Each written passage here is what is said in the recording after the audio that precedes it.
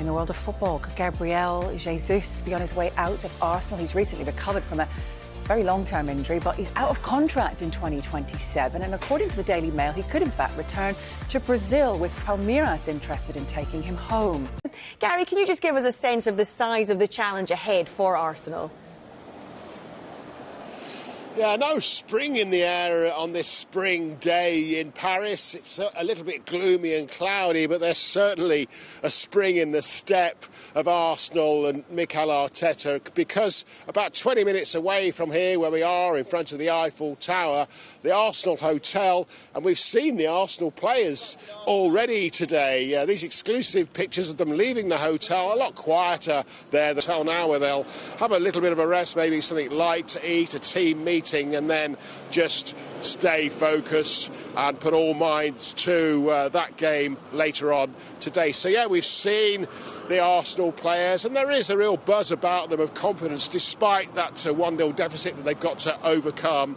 Mikel Arteta is saying that it's time to make history. He said it several times in his news conference. Beautiful atmosphere. I mean, this is a massive club with a huge history, one city, one team, basically. And yeah, I was very lucky to have 18 months. Let's speak to Arsenal fan Scarlett Katz-Roberts now. Hi, Scarlett. I mean, you're 7 points clear at the top of the Premier League, as you know. 7 wins from 7 games in the Champions League. So, do you have the best squad in the world right now?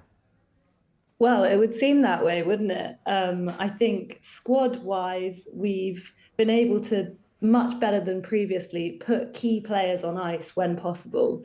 Obviously, Saka didn't start on the weekend and we didn't go on and get the result, but he was right at it last night, and he's definitely been a victim of an over-reliance on key players in the past.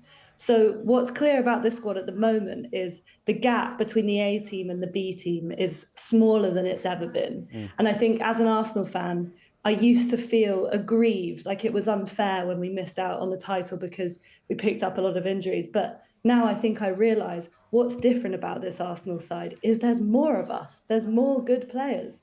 So, yeah, I think we have got the best squad in Europe at the moment, but the proof will be in the pudding, won't it? Right, Marseille are in talks with Arsenal over a loan signing of Ethan Nwaneri. It's understood a number of clubs want to sign him. However, it's thought the French club's style of play would be good for his development. Of course, Roberto De Zerbi's currently there as manager.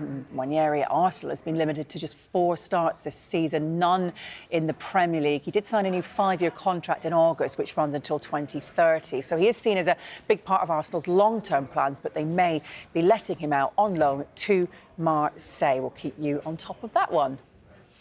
Because this is what he has done. He is so good because he's relentlessly ambitious. He wants to improve. He's not happy to settle. Let's do the next thing and the next thing and the next thing. And he wants to feel that he's got that backing. If you look at Wolfsburg, he got them into the Champions League. That wasn't expected at the time, but he was pushing the sporting director, Jörg Schmadtke, to improve the squad. When that didn't happen, he was happy to talk about that publicly. And in the end, that relationship had deteriorated a bit because of that desire to keep pushing. So he then goes to Eintracht Frankfurt, very successful, wins the Europa League, gets them into cup final. But again, following their 0-0 draw with Nottingham Forest at the weekend, Mikel Arteta his side heads to face Inter Milan in the Champions League tomorrow evening. Arteta's side training before they fly out to Italy, and our reporter James Cole is watching for us.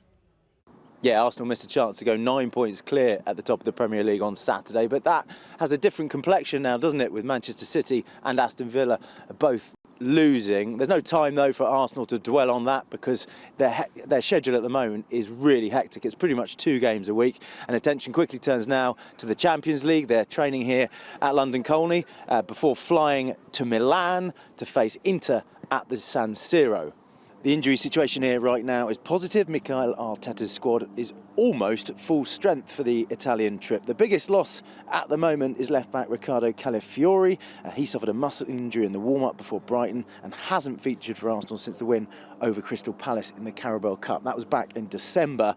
He's still not out there training, so this Champions League game comes too soon for him.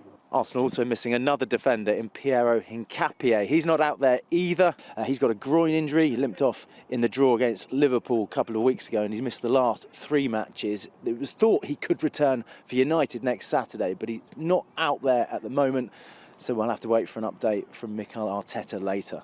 The other slight concern was Bukayo Saka. He didn't start against Forest on the weekend. He came on in the 57th minute. But after the game, Mikel Arteta said that was just because of a niggle and the sign